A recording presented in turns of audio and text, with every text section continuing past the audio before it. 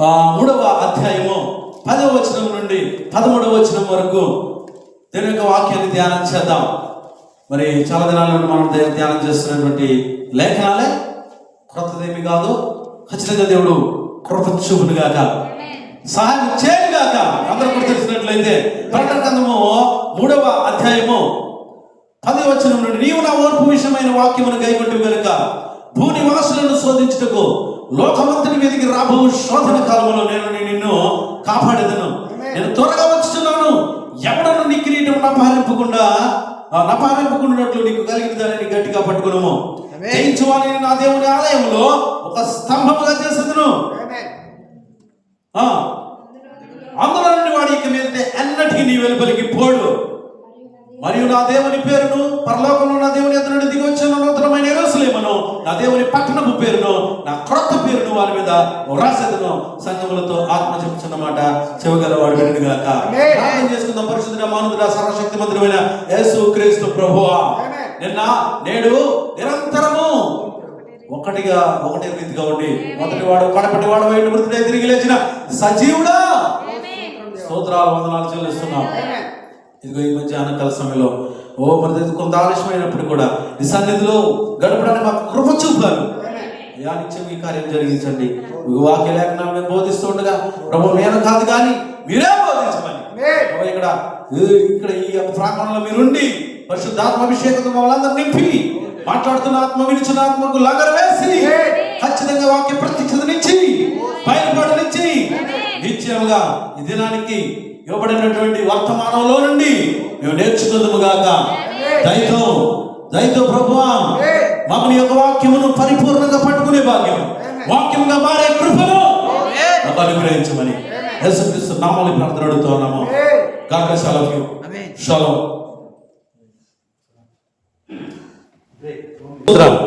దినాన్ని మహిమ కలుగును గాక.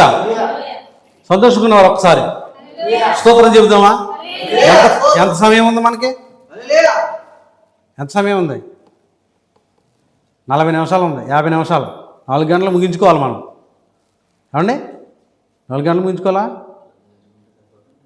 4 కూడా సరిపోదా? ప్రభురాత్రి భోజనం.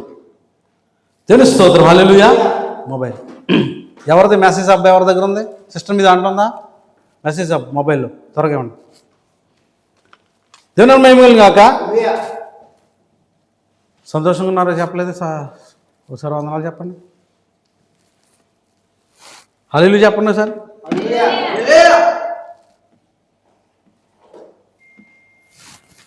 ఇదే వైట్లో ఉంది. ఇది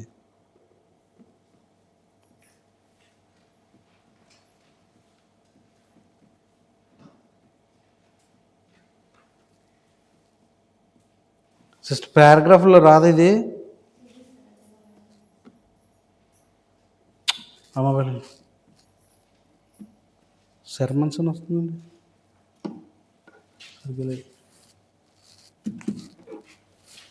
దేవుని స్తోత్రం. హల్లెలూయా. దేవుని మహిమ కలుగును గాక. Glory to lord.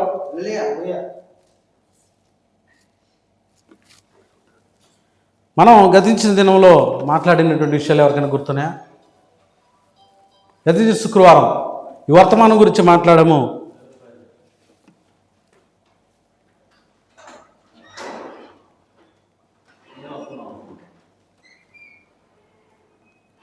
మాట్లాడడం గుర్తుందా? గుర్తుందా? ఎవరికైనా గుర్తులేదా? చెప్పండి. తలకాయలు ఆడించొద్దని చెప్పాను గంగిరెద్దిలాగా. మొట్టమొదటిగా ఫస్ట్ స్టార్టింగ్ చెప్పి రోజు చెప్పాలా మీకు?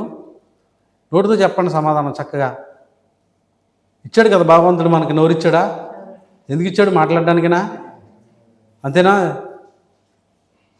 అది కూడా ఇలాగే చెప్తున్నాం. హల్లెలూయా. చెప్పాలి మరి. ఏం చెప్పుకున్నాం?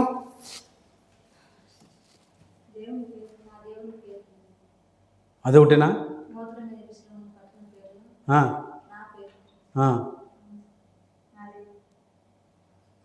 ఎక్కడ రాస్తానన్నాడు?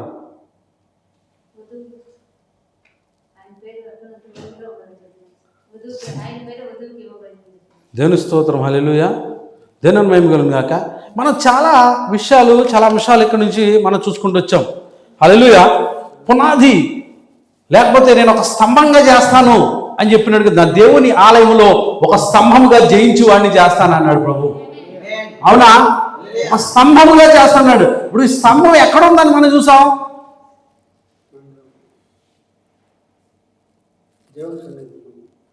దేవుని సన్నిధిలో ఉంది. అవునా? దేవుని స్తోత్రం. ఆ దేవుని సన్నిధిలో అంటే ఎక్కడుంది ఆ స్తంభం? పూర్తిగా కావాలి నాకు.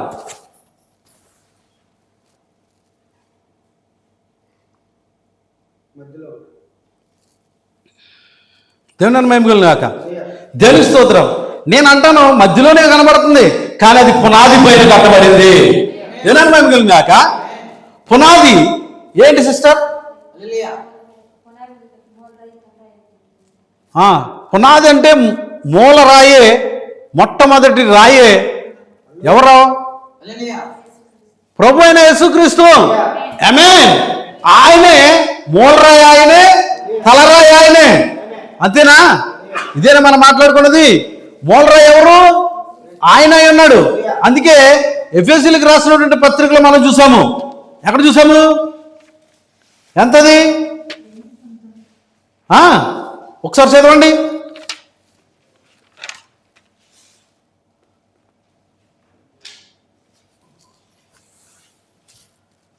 ఇప్పుడు తీయడానికి కూడా గంటలు పడతాయి.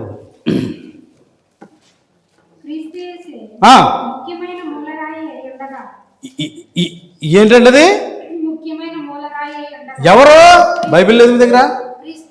క్రీస్తు యేసే ముఖ్యమైన. ఎఫెసీయులకు రాసిన పత్రిక 2వ అధ్యాయం 19వ వచనమండి. 20 వచనం. ముఖ్యమైన మూలం. సంఘానికి మూలం ఎవరు? ఆమేన్. సంఘానికి మూలం ఎవరు? సృష్టికి మూలం ఎవరు? ఆదిలో ఉన్నవాడు ఎవరు? యేసుక్రీస్తే. దేవుని మహిమ గాక. అందుకే అక్కడ ఏమంటున్నాడు? అపొస్తలులు ఏమని చెప్తున్నారు? పౌలు గారు ఏమని రాస్తున్నాడు? క్రీస్తు యేసే, క్రీస్తు యేసే ముఖ్యమైన మూలరాయి అయ్యుండగా. తర్వాత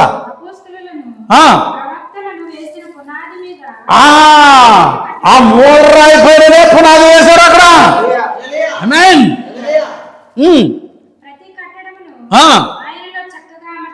చక్కగా అమర్చబడి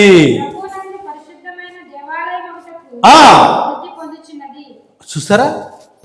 ఎక్కడండి అది? ప్రభునందు అంటున్నాడు. ప్రభుకు విరుద్ధంగా కాదు. వాళ్ళు పెట్టుకున్నటువంటి ఎక్స్ట్రా సిద్ధాంతాలను బట్టి కాదు, మనుషులు తీసుకొచ్చిన కల్పన కథల పైన కాదు. ఆమేన్. వాక్యం పైన కట్టబడవలసిన సంఘము, వాక్యం పైన కట్టబడవలసినటువంటి వ్యక్తి. హల్లెలూయా. దాన్ని స్థిరపరుస్తూ ఆ ముఖ్యమైన మూలరాయిని ఏం చేస్తున్నారు వాళ్ళు? ముఖ్యమైన మూలరాయినే ప్రతిపాదిస్తూ, లేకపోతే దానిపైననే ఈ యొక్క స్తంభం కట్టబడతాం. అందుకే జయించువాడు ఏం జయించాలి? లోకంలో కార్యాలను, క్రియలను జయించాలి సంఘం. హల్లెలూయా. మరి మనం ఏం చేస్తున్నాం? హల్లెలూయా. జయించగలుగుతున్నామా? లోకపు కార్యాలను జయించగలుగుతున్నామా, లేకపోతే లోకపు కార్యాలకు లోపడుతున్నామా? జస్ట్ థింకింగ్ చేయండి. దేవుని మహిమ గాక. దేవుని స్తోత్రం. అదే బండ మీద కట్టబడిన ఇల్లు అని చెప్పుకున్నాం. ఆమేన్. ఎవరా బండ? క్రీస్తే. అవునా? ఎవరు? యేసుక్రీస్తే. ఆ బండ మీద కట్టబడి, లేకపోతే బండ మీద పునాది వేసినటువంటి వాడి ఇల్లు ఏ వచ్చినా కూడా తొలగిపోదంట. ఆమేన్. వాడికి ఏ పరిస్థితి వచ్చినా కూడా ఎదురుగా ఏమవుతుంది? తుఫాను చెలరేగింది ఒకసారి సముద్రంలో. ఆయన నెమ్మదిగా కొంచెం కుణుకు నిద్రిస్తున్నాడు. తుఫాను చెలరేగింది. మరి చచ్చిపోయారా? మునిగిపోయారా? అయ్యి బాబాయ్ చచ్చిపోతున్నాడు. ఇంకేముంది బాధ కూడా? లేకుండా చచ్చిపోతాం, మునిగిపోతాం అన్నారు. కానీ సంబరడితే 7 అయితే మనం చచ్చిపోతాం అంటారు ఇక్కడ కోయిట్లో. హల్లెలూయా. దేవుని మహిమ గాక. బయట ఏముందంట? దెయ్యం ఉందంట, మింగేస్తుందంట. ఏం బెదరా? ఏం మింగేస్తుంది? దెయ్యం మింగేస్తుందా? భయం ఎత్తుకుపోతుందా? దేనికి మేము కలిగాక దేవుని స్తోత్రం. ఇక మరి ఆయన ఎందుకు, ఇంకా ఆయన ఎందుకు, అంతేనా? ఆయన ఎందుకు? ఇంకా నువ్వు దేవుని సన్నిధిలో ప్రార్థన చేసుకోవటానికి, దేవుణ్ణి ఆరాధన చేసుకోవడానికి వెళ్తుంటే దుష్టుడు వచ్చి నిన్ను ఎత్తుకుపోతాడా? ఎత్తుకుపోతాడా? అక్కడ నీకు ప్రమాదం ఉందా? హల్లెలూయా. నువ్వు ఆరాధన చేసుకోవడానికి వెళ్తున్నావు, లేకపోతే నువ్వు వేరే ఏదైనా పని చేసుకోవడానికి వెళ్తున్నావా? వేరే ఏదైనా సరదాకి తిరగడానికి వెళ్తున్నావా? సినిమాకు షికారుకి వెళ్తున్నావా? ఆయనలో గడపడానికి నువ్వు వెళ్ళడానికి సిద్ధపడితే దేవుడు నిన్ను తీసుకెళ్ళి దుష్టుడికి అప్పగిస్తాడా? అవమానంకి అప్పగిస్తాడా నిన్ను? దేవుని నామమున కలిగాక దేవుని స్తోత్రం. హల్లెలూయా. ఇక్కడేమన్నాడంటే ఆ శోధన కాలంలో నేను తప్పిస్తానన్నాడు, మళ్ళీ జయించు అన్న దేవుని ఆలయంలో ఒక స్తంభముగా చేస్తాను అంటున్నాడు. హల్లెలూయా. Ready brother. జయించు వానిని ఎక్కడా? ఆయన ఆలయములో ఒక స్తంభంగా చేస్తానన్నాడు.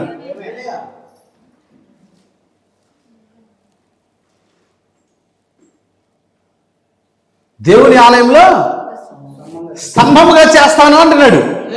జయించాలి. ఏం జయించలేకపోతున్నాం అంటే వీడు చిన్న చిన్న విషయాల్ని మనం జయించలేకపోతున్నాం. చాలా ముందు ఉన్నటువంటి విషయాలు చూడండి. లోకమంతటి మీదకి రాబోయే శోధన కాలంలో నేను నిన్ను తప్పిస్తానని చెప్తున్నాడు. హల్లెలూయా. దేవుని స్తోత్రం. దేని కొరకు నిలబడితే? వాక్యం కొరకు నిలబడితే. ఎందుకంటే వాగ్దానం చేసినవాడు నమ్మదగిన వాడు అని చెప్పాం మనం. అలా తీసుకుంటూ వెళ్తే అబ్రాహాముకు శోధన వచ్చింది, ఇస్సాకుకు శోధన వచ్చింది, యాకోబుకు శోధన వచ్చింది, దావీదుకు శోధన వచ్చింది. ప్రతి ఒక్కరు కూడా శోధనలో ఉండే వచ్చినటువంటి వారే. హల్లెలూయా. కానీ అది తాత్కాలికమై ఉన్నది. అక్కడ హల్లెలూయా తాత్కాలికమై ఉన్నది, కానీ దాని తర్వాత విజయం చేస్తానన్నాడు దేవుడు. తెలుస్తున్నాం. హల్లెలూయా. దేవుడు పరిశోధిస్తాడు. ఆమేన్. యోబు జీవితాన్ని మనం ఆలోచన చేసినట్లయితే ఆయన ఏమన్నాడు? అక్కడ ఉండి కూడా, ఆ శ్రమలలో ఉండి కూడా ఆయన ఏమన్నాడు తెలుసా? నా విమోచకుడు సజీవుడు, ఆయన భూమిపై నిలుస్తాడని చెప్తున్నాడు. ఎవరంట? నా విమోచకుడు సజీవుడు, ఆయన ఎక్కడ నిలుస్తాడంట? భూమిపై నిలుస్తాడు, నేను ఆయన కలుసుకుంటానని చెప్తున్నాడు. ఎవరంటే ఈయన యోబు గారు మాట్లాడుతున్నారు. హల్లెలూయా. దూషించి చచ్చిపోవచ్చు కదా? No no no, impossible. అది జరగని పని. ఎందుకు జరగదంటే కనుక దేవుడే అంత ఇచ్చాడు, ఆయన తీసుకోవడానికి సమర్థుడై ఉన్నాడు. హల్లెలూయా. అదే ఇచ్చినటువంటి సాగుని బలిగి ఇవ్వడానికి కూడా సిద్ధపడినటువంటి అబ్రహామును మనం చూస్తాం. హల్లెలూయా. దేవుడు పరిశోధిస్తాడు.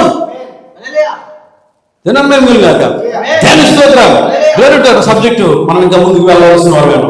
మన 3 విషయాల్ని మనం చూసుకుంటూ వచ్చాం. ఇందులో ఏమన్నాడంటే దేవుని పేరు అంటున్నాడు.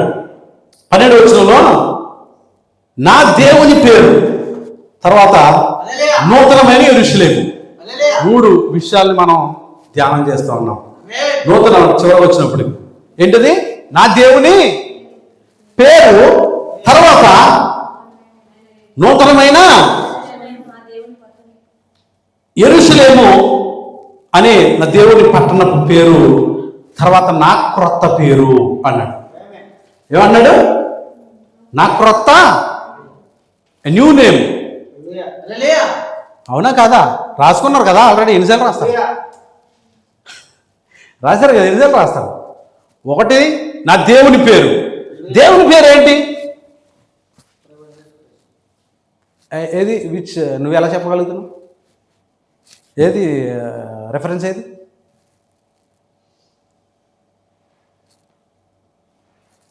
హల్లెలూయా.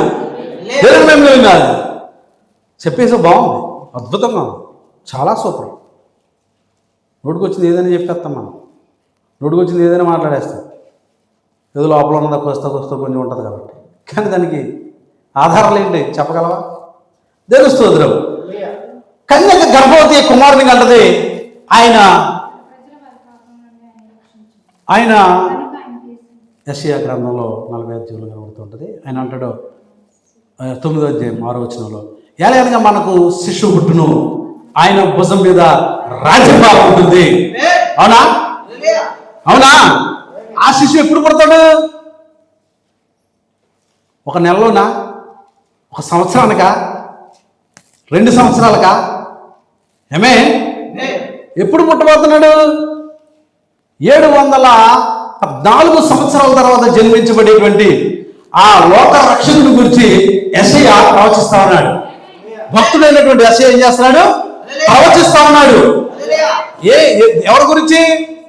ఆయనకు ఇమ్మానుయేలు అని పేరంట. ఇమ్మానుయేలు అంటే దేవుడేనా? దేవుడు మనకు తోడు అని అర్థము. ఎవరు తోడు?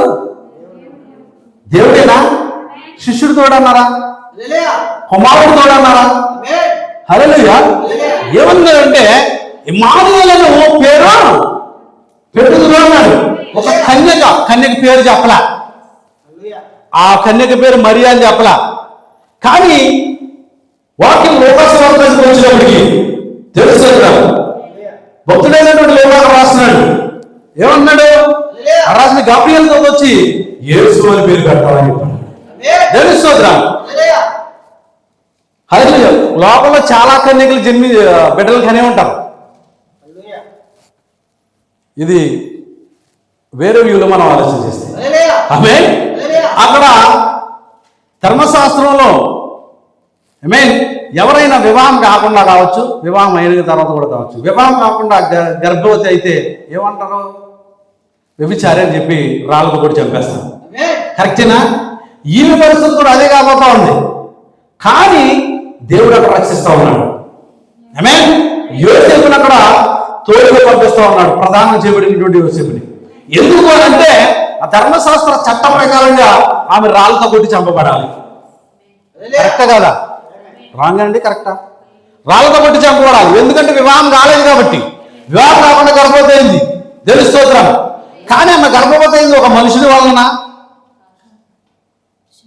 ఒక పురుషునితో ఐక్యం అవడం వల్ల వచ్చినటువంటి గర్భం. అది దయాప్రాప్తుల నీకు శుభము. ఈమె ఎలాంటిది? దయకు ఈమె దయ పొందుకున్నది, ఈమె ప్రాప్తించబడుతుంది ఈమెకి దయ. హల్లెలూయా. అప్పుడు ఏం జరుగుతుంది? అక్కడ ఒక శిశువు పుడుతున్నాడు, ఆయన యేసు అని పేరు. ఇప్పుడు దేవుడి పేరు ఏం చేయాలంటే యేసు. హల్లెలూయా. దేవుడి పేరు యేసు. యేసు క్రీస్తు కాదు, యేసు క్రీస్తు ఉన్నాడు.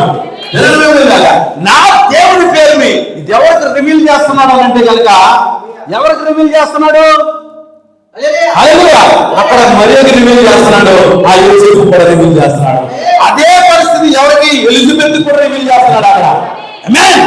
హల్లెలూయా. పలకబడిన లేఖనం ఏదైతే ఉందో, పలకబడిన ప్రవచనం ఏదైతే ఉందో, అది నెరవేర్చడానికి రావడానికి 714 సంవత్సరాలు పట్టింది అక్కడ. తెలుస్తుందా? హల్లెలూయా.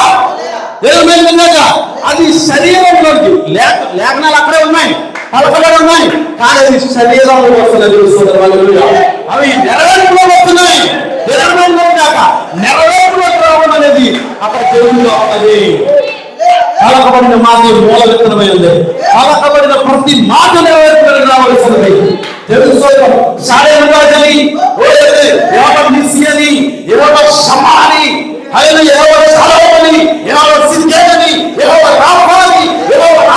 అని అనేకమైనటువంటి నామములు ఉన్నాయి. నామము యేసు క్రీస్తు. అనేక బిరుదుల్లో ఆయన పిలువబడినప్పటికీ కూడా దేవుడు ఒక్కడే ఉండాలి. ఆయన మాత్రమే దేవుడు. అంతేనంటాడు. మరి ధర్మశాస్త్రం ఇచ్చినప్పుడు నేను తప్ప వేరొక దేవుడు నీకు ఉండకూడదు. వేరొక దేవుడు లేకుండా అది ఆకాశం అంతే, భూమి అంతే, నేల క్రింద కూడా వేరొక దేవుడు లేదు. ఆయన మహిమను ఎవరికి చెందని ఇవ్వడం చెప్పాడు. మరి పరలోకంలో 3 సింహాసనాలు ఉన్నాయా? హల్లెలూయా. 3 సింహాసనాలు వేయబడి ఉన్నాయా? లేకపోతే బహుసింహాసనాలు వేయబడి ఉన్నాయా? ఆరాధన ఈరోజు క్రైస్తవత్వంలో చూపించబడింది.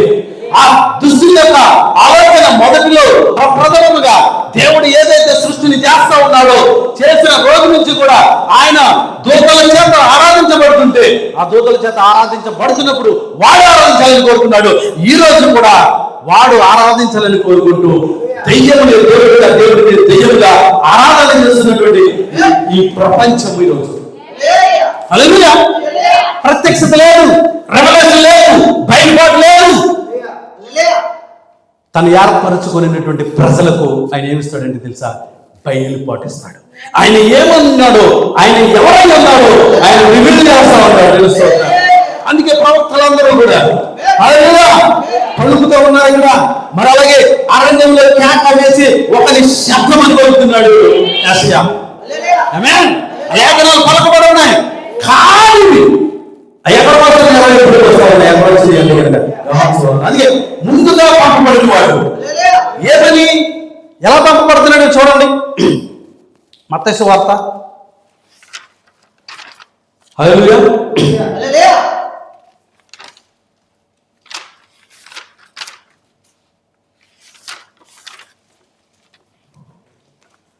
3వ అధ్యాయం మొదటి వచనం.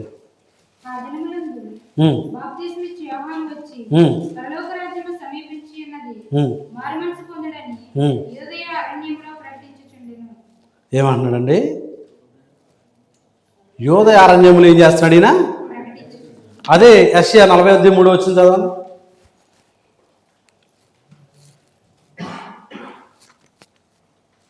త్వరగా ముందు త్వరగా చదవాలి. 40వ అధ్యాయం 3వ వచనం.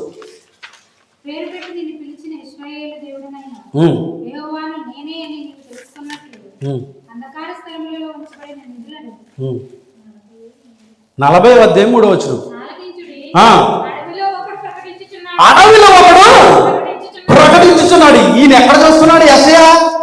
యెషయాకి ఎప్పుడు బయలుపరచబడుతుంది? యేసుక్రీస్తు ప్రభువుల వారికి యోహానికి 6 నెలల వ్యత్యాసం. హల్లెలూయా.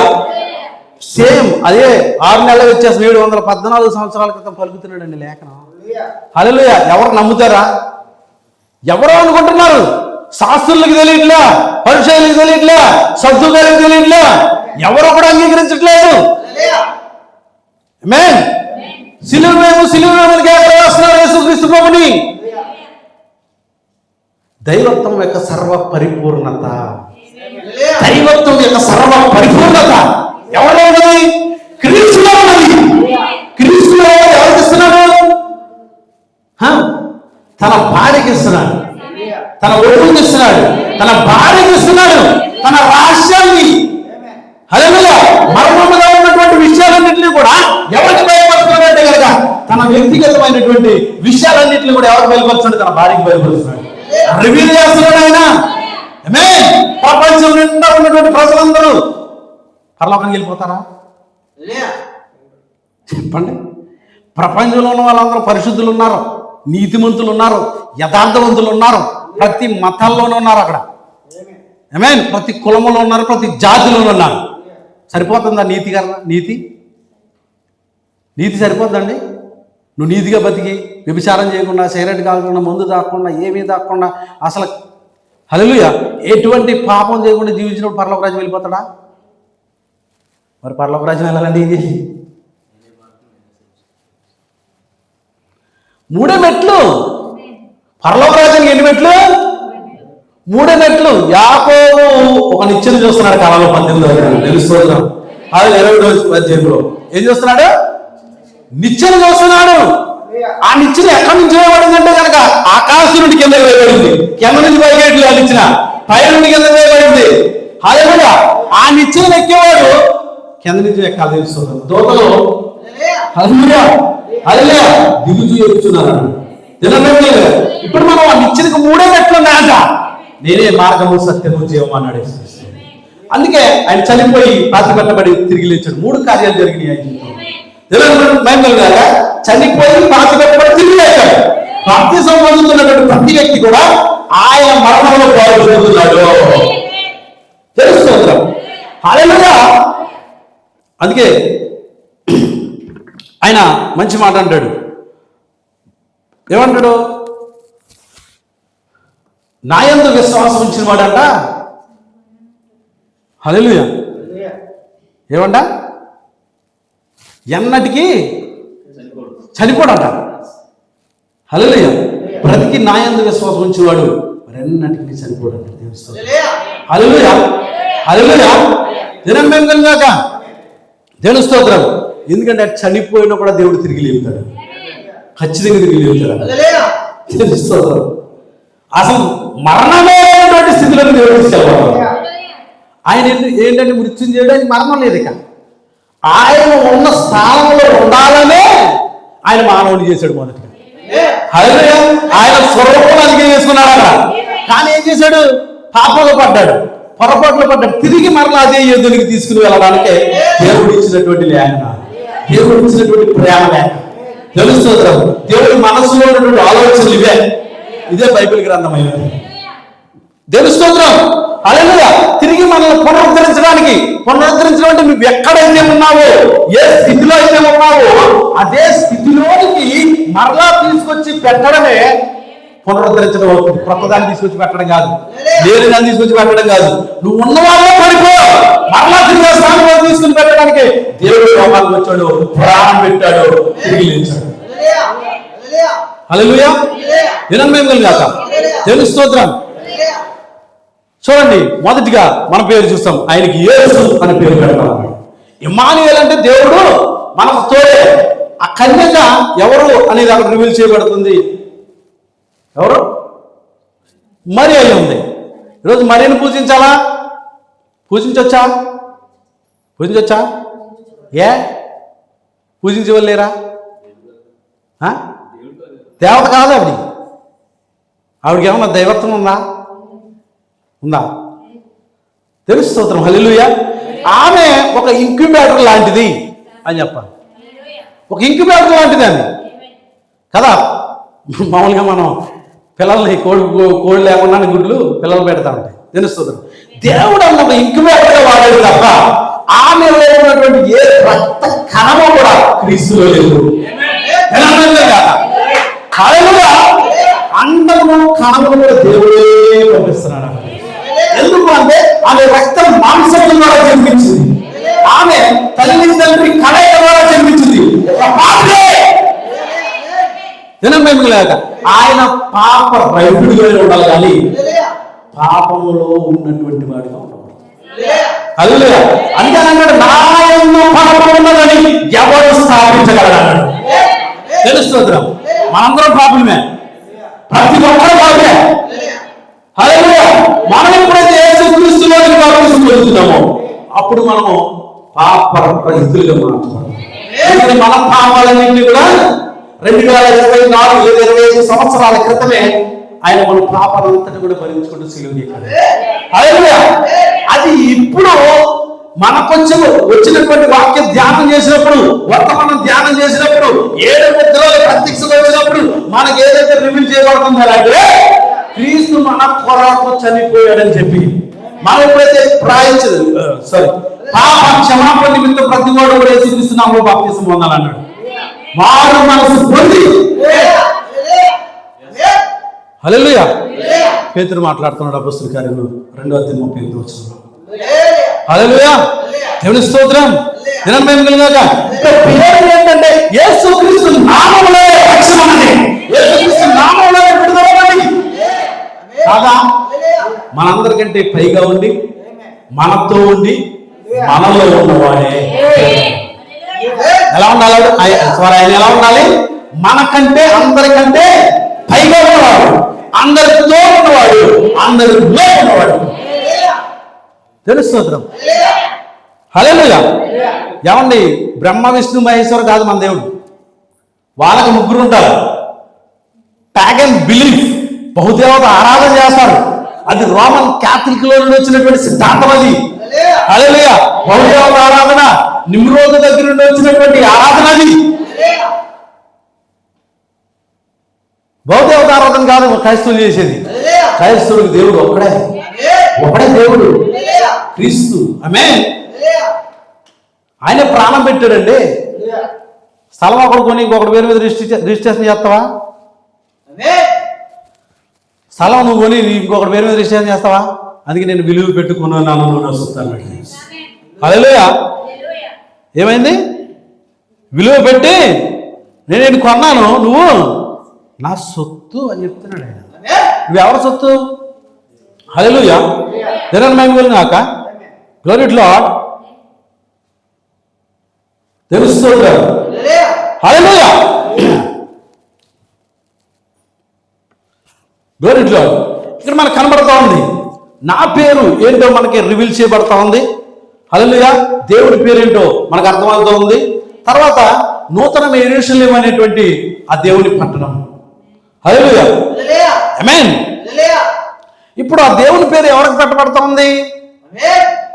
దేవుని పేరు ఎవరికి పెట్టబడతా ఉంది? తన భార్యకి ఇస్తా ఉన్నాడు పేరు. ఎందుకంటే వివాహం జరిగిన తర్వాత ఏం జరుగుతుంది?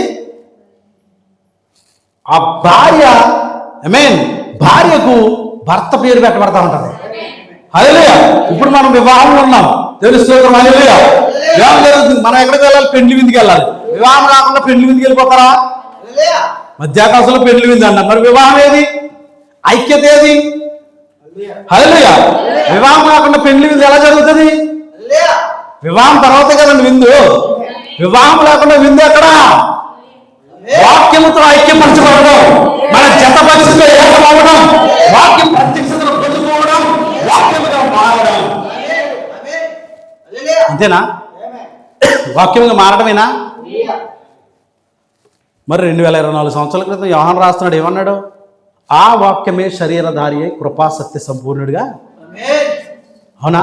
ఇది సంపూర్ణ వాక్యం వచ్చినటువంటి కాలం. సంపూర్ణంగా వాక్యం వచ్చింది. మరొక కాలం లేక అన్యజనులకు మరొక కాలము లేదు. తిరిగి మరలా సువార్త ఎక్కడికి? యూదుల్లో 144,000 మంది రక్షించబడాలి. 12 గోత్రాల కర్తలు 12 గోత్రాల 12,000 చొప్పున రక్షించబడాలి. హల్లెలూయా. మోషే ఏలియాలు పరిచర్య జరగాలి. వాళ్ళకి యెరూషలేము వీధుల్లో 3 దినాలు వారి శరీరాలు పడిపోయి ఉండాలి. వారిని అంగీకరించరు, ప్రవక్తలను అంగీకరించలేరు ఈ ప్రపంచంలో. హల్లెలూయా. వారు ఎక్కడి నుంచి వచ్చారు? అరణ్యంలో నుండి వచ్చారు. ప్రవక్తలందరూ కూడా. దేవుని స్తోత్రం. హల్లెలూయా. ప్రవక్తల పాఠశాల నుండి రాలేదు వాళ్ళు. MA BEd DA BTech MTech చేసి రాలేదు వాళ్ళు.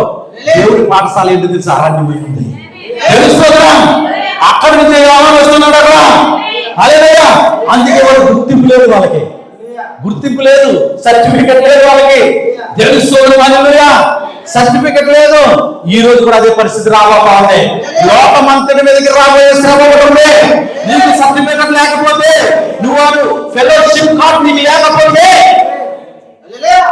WCCలో నీకు ఒకవేళ సభ్యత్వం లేకపోతే వాళ్ళని చేసుకోవడం కాదు కాదు. నీకు రెంట్ కూడా స్థలం దొరకదు. అందుకే వాకింగ్ చెబుతుంది, నువ్వు వాకింగ్ మారాలని చెబుతున్నాడు. వాకింగ్ మారాలని చెబుతున్నాడు. సంపూర్ణ వాకింగ్ మారాలని చెబుతున్నాడు. పుస్తకంలో వాక్యము నువ్వు మారాలి. అప్పుడు వాక్యం ఎక్కడ ఉంటుంది? లోపల ఉంటుంది వాక్యం.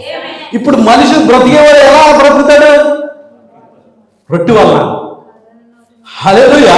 నీకు రేషన్ కార్డు కట్ చేయొచ్చు, లేకపోతే నీకు ఈ దేశం లేకపోతే ఈ లేకుండా ఈ దేశంలో ప్రతిదీ కూడా కట్ చేసేయచ్చు. అప్పుడు నువ్వు ఎలా బతుకుతావు అంటే వాక్యం ద్వారా బతుకుతావు. వాక్యం ద్వారా బతుకుతావు. నువ్వు పలకబడిన మాట సృష్టిని చేసింది చూడు. అంతేనా? పలకబడిన మాట కాపులకు చేత ఆహారం అనిపించింది.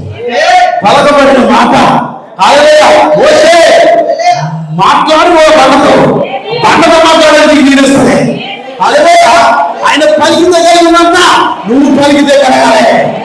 ఆయన శ్రీమతి నువ్వు, ఆయన భార్య నువ్వు, ఆయన ఎముకలో ఎముక, ఆయన మాంసంలో మాంసం, ఆయన శరీరంలో నువ్వు భాగమై ఉన్నావు. ఆమేన్. అందుకే ఎలా మార్పు చెందబోతున్నావు అంటే కనుక వాక్యంగా మారాలి. వాక్యంగా మారాలి. వాక్య ప్రత్యక్షత నీకు రావాలి.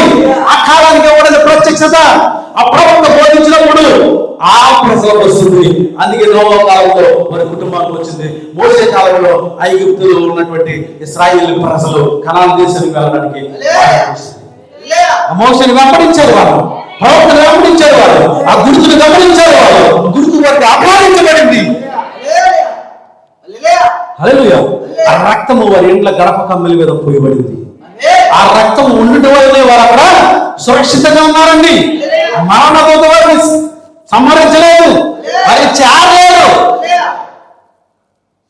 What is the reason behind that? కారణం ఏంటి తెలుసా? గొర్రె పిల్ల వధించబడింది.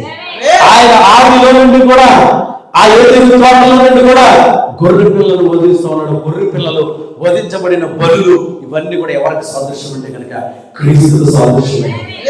తెలుసు, ఆయనకు సాదృశ్యంగా వధించబడుతున్నా కూడా మరి నిజ స్వరూపం వచ్చేసారు. అక్కడ అది ఛాయలో నీడలో జరిగింది, ఇక్కడ నిజ స్వరూపం. అక్కడ పాపాలను కప్పుతూ ఉందే తప్ప పాపాలను విడిపించలేదు. గొర్రెల యొక్క మేకల యొక్క రక్తము, ఎందుకంటే వాటిలో జీవము లేదు కాబట్టి. హల్లెలూయా. జీవం వాటిలో లేదు కాబట్టి కేవలం ప్రాణం మాత్రమే ఉంది. తెలుస్తుంది, వాయువుగా జీవము లేదు. అందుకే ఆయన వచ్చి, అందుకే ఆయన గొర్రె పిల్లగా పిలవబడ్డాడు. దేవుని గొర్రె పిల్ల అని అవునా?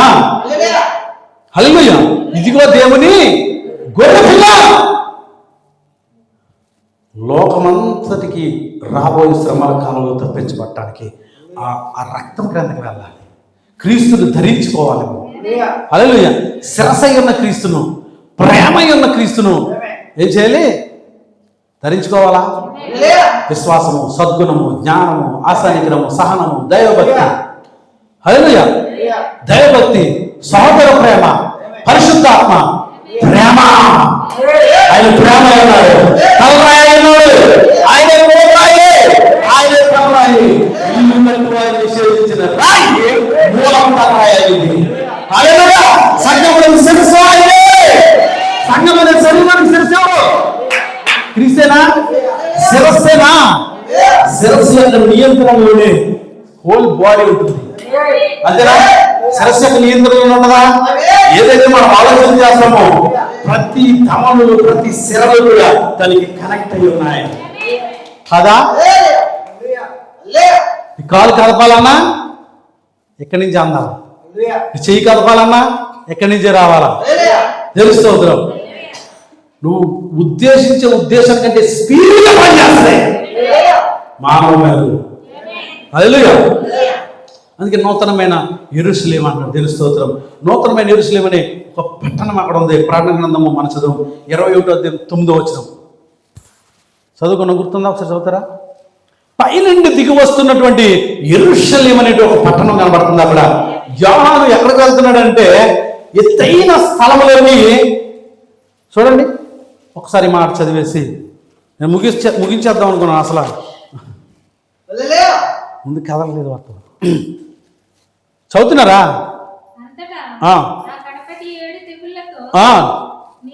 నిండిన 7 పాత్రలు పట్టుకుని ఉన్న 7 దూతలలో ఒకరు వచ్చి, అక్కడ దేవదూతలని రాయబడి ఉంది. దేవదూతలు కాదు, వాళ్ళు దూతలే.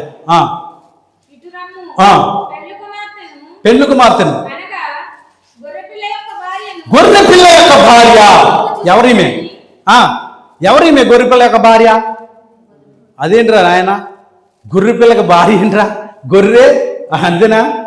అందులో ఏమంటాయి? మగ గొర్రె, ఆడగొర్రె. ఇక్కడ గొర్రె పిల్ల భార్య అని చెప్తున్నాడు. చదవండి,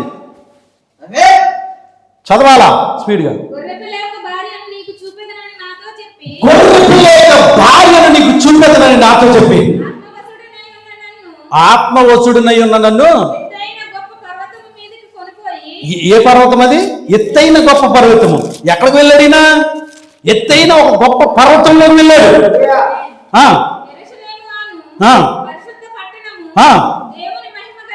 దేవుని మహిమ కలదై పరలోకమందున్న,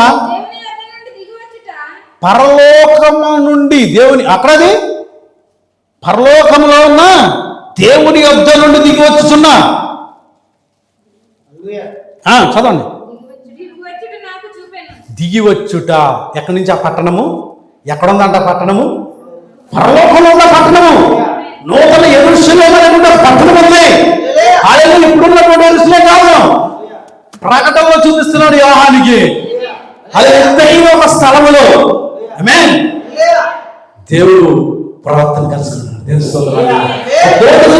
ఎక్కడి నుంచి వస్తుందంట? దేవుని యొద్ద నుండి దిగి వచ్చుచున్న నూతనమైన యెరూషలేము పట్టణము. చదవండి.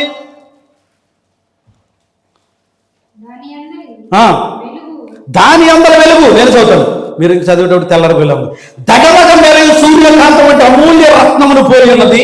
ఆ పట్టణములకు ఎత్తైన గొప్ప ప్రాకారము 12 గుమ్మములు నుండిను. హల్లెలూయా. ఎన్ని గుమ్మాలు ఉన్నాయండి? 4 మూలలు ఉంటాయి ఆ పిరమిడ్ పట్టణానికి. అంతేనా? 4 ద్వారాలు. తెలుస్తుంది. హల్లెలూయా. 4 ద్వారాలు కూడా. ఏం చెప్తుంది ఇక్కడ? ఎన్ని ద్వారాలు ఉన్నాయి? 12 గుమ్మాలు ఉన్నాయి. అదే 4 మూళ్ళు 12 గుమ్మాలు. తెలుసు. తర్వాత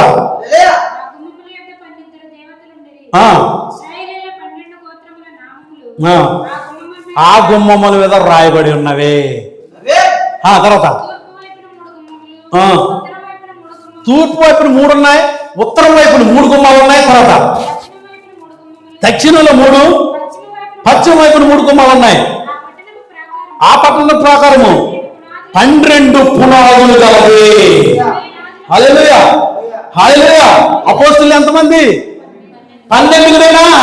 వారు వేసినటువంటి పునాది ఏంటి? హల్లెలూయా. తర్వాత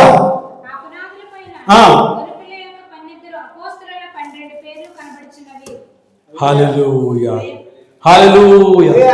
అక్కడ 12 ఎవరి పేర్లు?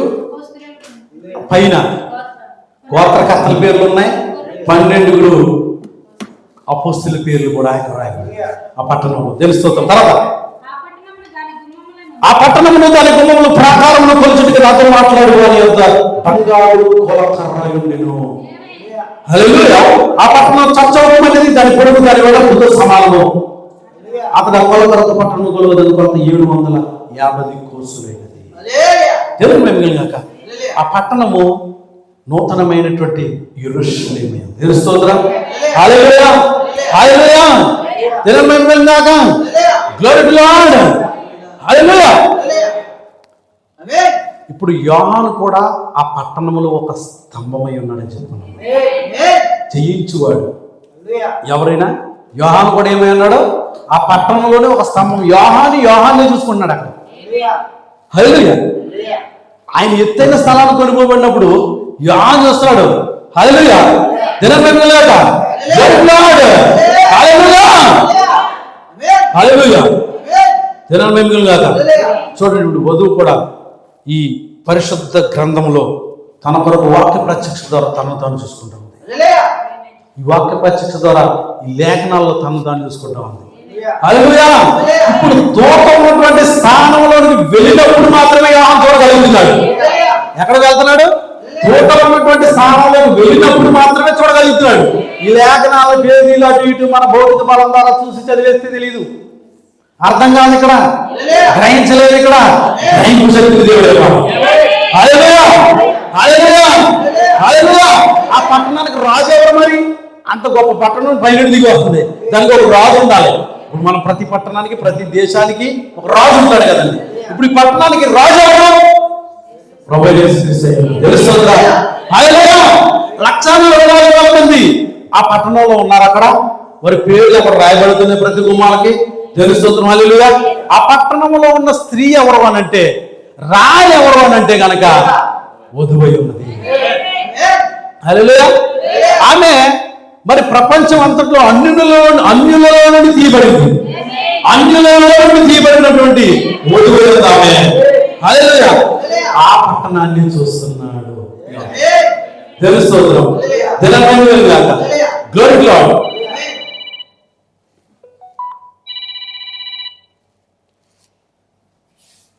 హల్లెలూయా. దినమేమలేక. ప్రభువైన యేసుక్రీస్తు ఉన్నాడు. హల్లెలూయా. ఈ పట్టణాన్ని అబ్రహాం కూడా చూశాడు, చెప్పుకున్నాం మనం. పౌలు గారు కూడా చూశాడు. పౌలు గారు అంటాడు, మరి నేను శరీరం లేక వెళ్ళాను, శరీరము ఉండి వెళ్ళాను నాకు తెలియదు, కానీ ఒక పట్టణంలోకి నేను వెళ్ళాను. హల్లెలూయా. ఒక పట్టణంలో నేను వెళ్ళా, ఆ పట్టణాన్ని చూసి వచ్చాను అని చెప్తాను. తెలుస్తుంది. అందుకే పౌలు గారు చెప్పుకున్నాం కదా, హెబ్రీయులకు రాసిన పత్రికలో రాస్తున్నాడు. ఆదికాండం 18 నుంచి 24 వరకు ఆ పట్టణం గురించి ఏమాత్రం కూడా అబ్రహాం జీవితంలో అక్కడ ప్రస్తావన లేదది. కానీ పౌలు గారు రాస్తున్నాడు ప్రత్యక్షత. పౌలు గారు పట్టణానికి వెళ్ళి వచ్చాడు కాబట్టి. హల్లెలూయా. మీకు తెలుసు కదా, యేసుక్రీస్తు ప్రభువు వారు పాతాళంలో దిగిన తర్వాత ఆ చెరగా పట్టుకుని దిగి వచ్చిన తర్వాత ఈ పరిశుద్ధులందరూ అనేకులు కాబట్టారు. తెలుసు. హల్లెలూయా. అబ్రహాం ఉన్నాడు, ఇస్సాకు, యాకోబు, యోసేపు అందరూ కూడా ఆయనతో పాటు పైకి ఎత్తబడి పరదేశంలో వారు ఉన్నారు. పరదేశంలో ఆయన వారిని పెట్టాడు అక్కడ. అందుకే శిష్యుడు కుడివైపు ఉన్నటువంటి శిష్యుడు అంటాడు, నేడు నాతో కూడా పరదేశంలో ఉంటావు అన్నాడు. నీవు నేడు నాతో కూడా పరదేశంలో ఉంటావు. ఆమేన్. హల్లెలూయా. దినమేం కాక నేడు నీవు నాతో కూడా ఎక్కడ ఉంటావంట? పరదేశ్. దినమేం కాక పరదేశ్. 6వ పరిమాణమైనటువంటి పరదేశ్ ఉంది అక్కడ. పరలోకము అన్నిటికంటే అందరికంటే దేవుని స్తోత్రం దేవుడు నివసించే స్థలము 7. ఆ దేవుడు ఉండేటువంటి స్థలమైంది పరలోకం మాత్రమే. దేవుని స్తోత్రం. అసలు ఆదాముని అన్ని స్థలాల్లోకి వెళ్ళగలిగినటువంటి స్థితిలో దేవుడు చేస్తే కేవలం ఎక్కడ పరిమితమైపోయాడంటే కనుక ఈ 4 పరిమాణాల బట్టి పరిమితం అయిపోయాడు ఆదాము. ఎందుకంటే పాపం చేసినప్పుడు అసలు మనం ఉండవలసిన స్థానం అక్కడ దేవునితో ఉండే స్థానం. కానీ అక్కడి నుంచి ఎక్కడికి పడిపోయామంటే మనం ఇదిగో చూడండి, మానవులు నివసించే ఆ స్థలంలో 3 పరిమాణాల బట్టికి వెలుగు, పదార్థము, కాలము, ఆ విజ్ఞానం అనే ఆ వాటిలో ఇరికిపోయాం మనం. ఉండవలసినటువంటి స్థానం ఎక్కడ? దేవుడితో ఉండాలి నువ్వు. అందుకే దేవుడు తిరిగి ఆయనతో ఉండడానికి మన అందరినీ కూడా ఏం చేస్తున్నాడంటే వాక్యము ద్వారా ఆయన ఏం చేస్తున్నాడు? ఐక్యపరుస్తున్నాడు. ఆయనతో ఐక్యం అవ్వడానికి వాక్య ప్రత్యక్షతనిస్తున్నాడు నీకు, వాక్య బయలుపాటునిస్తున్నాడు నీకు. పేతురు ఈ బండ మీద సంఘాన్ని కడతామన్నాడు. సంఘాలను కడతామని లేదు. హల్లెలూయా. సంఘాలను కడతామని లేదు, సంఘం కడతామన్నాడు. హల్లెలూయా. అపోస్తలులు వేసినటువంటి అద్వితీయ ముఖ్యమైన మూల రాయి అయ్యుండగా అపోస్తలులు ప్రవక్తలు వేసిన పునాది మీద మీరు కట్టబడి ఉన్నారని చెప్పాడు. పునాది మీద కట్టబడిన సంఘాలు కాదు, ఇష్టం వచ్చినటువంటి పేర్లు పెట్టుకున్నటువంటి సంఘాలు కాదు. యేసు క్రీస్తే రక్తం కార్చాడు, ఆయనే ప్రాణం పెట్టాడు, ఆయనే విమోచకుడు అని యోగులు కూడా ప్రత్యక్షతతో మాట్లాడుతున్నాడు. వాక్యం అనేది నవల కాదు, వాక్యం అనేది చందమామ కథ కాదు, వాక్యం అనేది ఒక డాక్యుమెంటరీ కాదు, ఒక చరిత్ర పుస్తకం కాదు, నీ జీవితమైనది. కరెక్టేనండి? కరెక్టేనా బ్రదర్? వాక్యం అనేది ఏంటి? మన జీవితానికి అర్థమైంది. హల్లెలూయా. ఎప్పుడు కూడా మన వాక్యము ఏమైంది? జీవితానికి అర్థమయ్యింది. హల్లెలూయా. సాతాను నుండి నశించిపోయిన ఆత్మలు, పడిపోయిన దోతలు, సాతాను నుండి అడుగులేలా కాదము. అది 5వ పరిమాణము. ఇది యాక్చువల్గా ఎక్కడ ఉన్నటువంటి స్థలము ఫస్ట్ లో. కానీ ఇక్కడికి ఎప్పుడు వచ్చేసిందంటే ఇక్కడ పడిపోయిన తర్వాత పాపం చేసినప్పుడు దానికి దేవుడు కింద తోసేసాడు. అదే అప్పుడే కింద తోసేసాడు. ఎప్పుడైతే వాడు దేవుడికి వ్యతిరేకంగా వాడు ఆలోచన చేశాడు, వెంటనే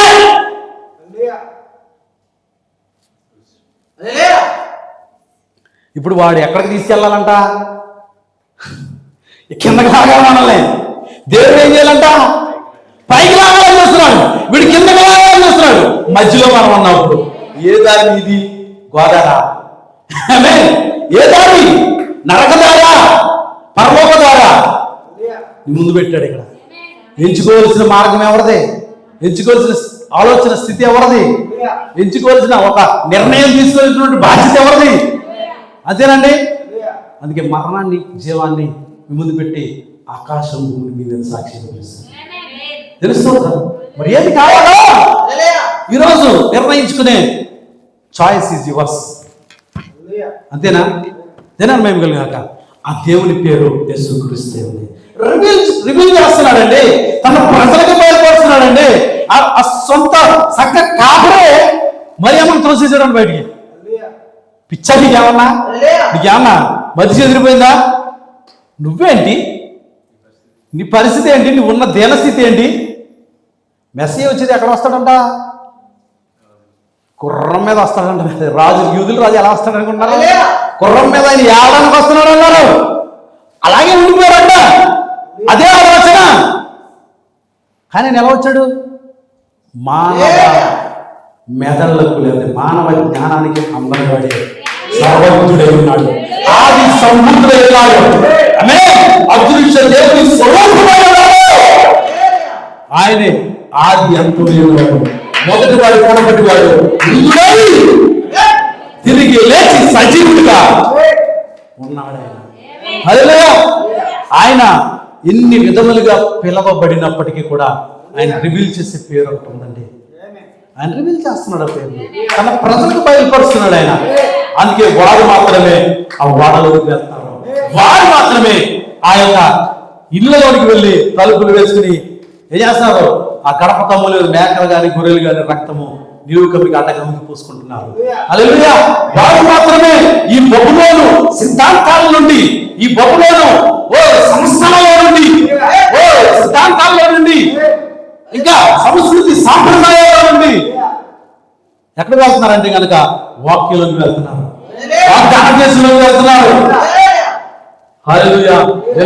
గాక నిజంగా కనుక నువ్వు క్రీస్తు వాడిగా జీవించాలంటే నామకార్థ క్రైస్తవ్యం నిన్ను పరలోక రాజ్యానికి చేర్చాలి. నామకార్థ క్రైస్తవ్య జీవితం, భక్తి జీవితం నిన్ను ఎన్నడూ కలుసుకునే అవకాశం లేదు. వాక్యం సూటిగా సెలవిస్తా ఉంది, సూటిగా తెలియపరచబడతా ఉంది. ఖచ్చితంగా ధవల వర్ణ సింహాసన తీర్పు ముందు నువ్వు దోషంగా నిలబడటానికి కాదు, కానీ ఎత్తబడి విశ్వాసిగా నువ్వు మార్పు చెందాలి. దానికంటే ఆశ్రమం లోకం మీదకి రాకముందే నువ్వు ఎత్తబట్లో ఉండాలి. క్రీస్తు పెండ్లి విందులో నువ్వు ఉండడానికి ఇష్టపడి లోకానికి తీర్పు తీర్చే ఒక ఆయన పక్కన వేయబడిన సింహాసనం మీద కూర్చుని నువ్వు తీర్పు తీర్చేవాడిగా ఉండబోతే క్రీస్తుని కలుసుకో. దేవుడు నీకు అవకాశం ఇస్తా ఉన్నాడు. నువ్వు క్రీస్తుని అంగీకరించు. ఆయన నా సొంత రక్షకుడని, ఆయన నా కొరకు ప్రాణం పెట్టాడని, ఆయనే నా కొరకు మరణించి తిరిగి లేచినటువంటి ఆది సంబోధుడని. హల్లెలూయా. ప్రార్థన చేసుకుందాం, లేచి నిలబడదాం. హల్లెలూయా. హల్లెలూయా.